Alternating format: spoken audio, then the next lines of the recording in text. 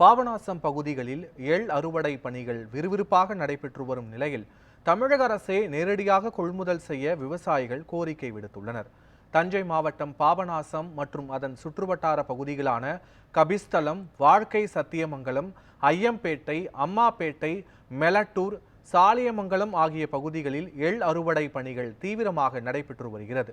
இந்த நிலையில் 2 வாரங்களுக்கு முன்பு 180 ரூபாய் வரை விற்பனை செய்யப்பட்ட 1 கிலோ எள் தற்போது 80 ரூபாய் முதல் 100 ரூபாய் வரை விற்பனை செய்யப்படுவதால் தமிழக அரசே விலை நிர்ணயம் செய்து நேரடியாக கொள்முதல் செய்ய வேண்டும் என விவசாயிகள் கோரிக்கை விடுத்துள்ளனர்.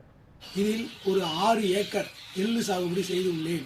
இந்த எள்ளு வலுத்தவனுக்கு வாழை, இளைச்சவனுக்கு எள்ளு அப்படின்னு ஒரு பழமொழி சொல்லுவாங்க. அதனால் நான் எள்ளு சாகுபடி செய்தேன் இந்த வருஷம்.